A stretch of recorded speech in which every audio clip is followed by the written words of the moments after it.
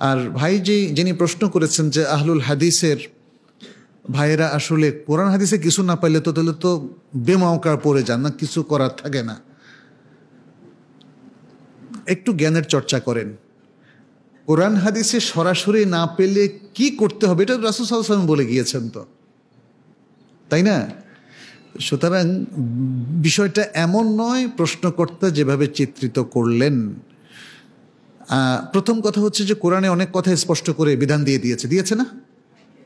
ইউসিকুমুল্লাহু ফি আওলাদিকুম লিয-যাকারি মিসলু হাযযিল উনসায়াইন, সূরাতুন নিসার 11 নম্বর আয়াতে আল্লাহ তাআলা মিরাসের বিষয় বর্ণনা করছেন। এখন মেয়েরা ছেলেদের অর্ধেক, ছেলেরা মেয়েদের ডাবল, এটা কিসের বর্ণনা? কোরআন। ক্লিয়ার না? মিরাসের ক্ষেত্রে মৃত ব্যক্তির ছেলে মেয়েদের মধ্যে এভাবে বন্টন হবে, ক্লিয়ার। তাহলে কোরআনে অনেকগুলো হুকুম আছে, স্পষ্ট বর্ণনা করে দিয়েছে।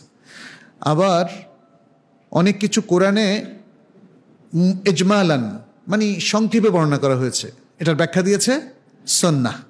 যেমন আকিমুস সালাহ ওয়া আতুজ যাকাহ, সালাতের ডিটেইলসটা কোথায় পেয়েছি আমরা? হাদিসে। যাকাতের ডিটেইলসটা কোথায় পেয়েছি? হাদিসে। এখন কোরআন হাদিসে সরাসরি একটা বক্তব্য আসে নাই, সে বক্তব্য, তাহলে সেই ক্ষেত্রে আমরা কি করব বলেন তো? কি করব? ইজতিহাদ করব। এটা সেই রাসূল সাল্লাল্লাহু আলাইহি ওয়াসাল্লামের যুগ থেকে ইজতিহাদটা চালু আছে এবং তিনি অনুমোদন করেছিলেন।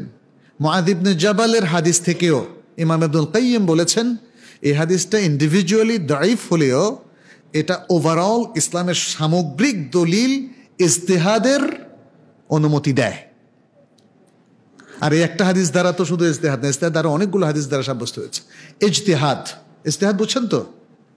ইজতিহাদের শর্তের মধ্যে আছে আরবি ভাষা সম্পর্কে জানতে হবে, কোরআন সম্পর্কে জানতে হবে, হাদিস সম্পর্কে জানতে হবে, ইজমা সম্পর্কে জানতে হবে, এবং কোনখান থেকে দলিল গ্রহণ করা হচ্ছে, দলিলের পদ্ধতি, কোরআনের কায়দা, হাদিসের কায়দা সম্পর্কে জানতে হবে। এমন ব্যক্তি ইজতিহাদ করবে। যে ব্যক্তির কোনো জ্ঞানই নাই সে কি ইজতিহাদ করতে পারবে? যে ব্যক্তি আর আরবি জানে না সে কি ইজতিহাদ করতে পারবে? পারবে না। অতএব যেখানে কোরআন হাদিসে সরাসরি, যেমন ধরেন টেস্ট টিউব বেবি, এটা নিয়ে কি কোরআন হাদিস কোনো বক্তব্য দিয়েছে সরাসরি? এখন জায়েজ হবে কি না এটা নিয়ে তো ব্যাপক গবেষণা।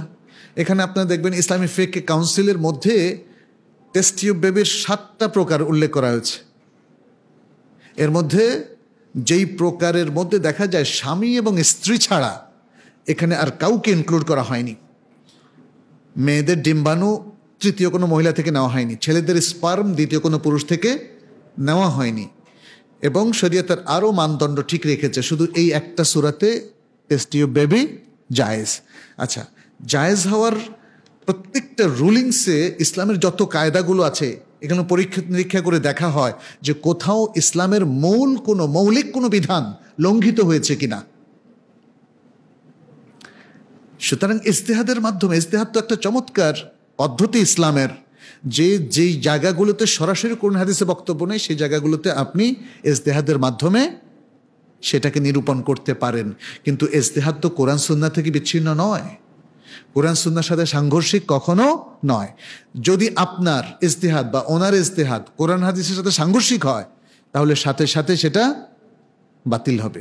যেমন কেউ যদি বলেন আজকের সুদ আগের দাদন ব্যবসার মতো নয়, অতএব আজকের ব্যাংকিং সুদ গ্রহণ করতে কোনো অসুবিধা নাই, আজকের লিভ টুগেদারে কোনো সমস্যা নাই, মিয়া বিবি রাজি তো কে আকারে কাজী, তাই না? তো সুতরাং এখন সেটাই চলছে ইউরোপ আমেরিকাতে। সভ্য দেশে যদি চলে আমাদের দেশে চলবে কিনা? এই যদি ফতোয়া হয় গ্রহণযোগ্য হবে? আজকে পাশ্চাত্যে ট্রান্সজেন্ডারের ইস্যুতে দেখা যাচ্ছে তারা সব জায়েজ করে দিচ্ছে। তাহলে কি যদি বলে যে তারা যদি জায়েজ করতে পারে তাহলে আমি কেন জায়েজ করতে পারবো না? যুক্তি মানে স্বাভাবিকভাবে আপনার বা যে কারোর কাছে মনে হবে এটা তো খুব ভালো যুক্তি, তাহলে কি এই যুক্তিতে জায়েজ করা যাবে? তাহলে এই ইজতিহাদগুলো গ্রহণযোগ্য হবে না।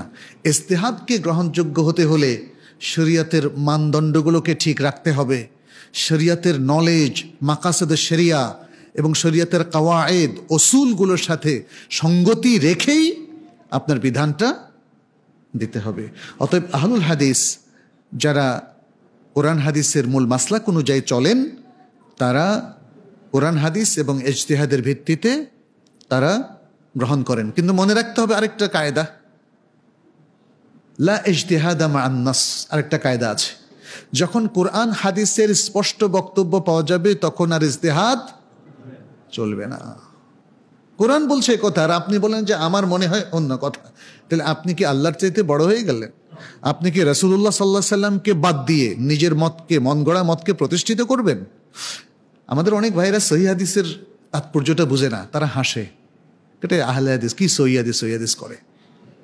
হ্যাঁ, সহিহ হাদিস মানে অথেন্টিক হাদিস, শুদ্ধ হাদিস। হাদিস যদি শুদ্ধ না হয় তাহলে হয়তো জাল হবে, তো জাল হাদিস তো হাদিসই না, তাই না? ওইটা তো সে মর্যাদা পাবে না। আর যেটা দাঈফ, অত্যন্ত দুর্বল, যার দুর্বলতা কাটেনি, সেটা কিন্তু আউট অফ কনটেক্সট, সেটাকে আপনাকে আলাদা করে রাখতে হবে এবং সেটা দিয়ে আমল করা যাবে না যতক্ষণ না সেটা অথেন্টিক হাদিস হিসাবে, অথেন্টিক হাদিসের যে 4 প্রকার আছে, সহিহ লিগাইরিহি, সহিহ লিযাতিহি, হাসান লিযাতিহি, হাসান লিগাইরিহি, তার মধ্যে সম্পৃক্ত না হবে ততক্ষণ পর্যন্ত সেটা অনুযায়ী আমল করা যাবে না। এটা মূলনীতি, এটা সকল মুহাদ্দিসিন ফুকাহাদের মূলনীতি। অতএব সেই আলোকেই আমাদের গ্রহণ করতে হবে। অনেকে বলে যে ভালো আমলের ক্ষেত্রে দাঈফ হাদিসটা গ্রহণ করতে কোনো অসুবিধা নাই, এই কথাটাও শুদ্ধ নয়। ভালো আমলের ক্ষেত্রে সেটা তো আমলের ক্ষেত্রে দলিল লাগবে, আর দলিল মানে সহি দলিল। অতএব সহি দলিল নিয়ে আসলে উপহাস করা, এটা দ্বীনের সাথে উপহাস করার সমান।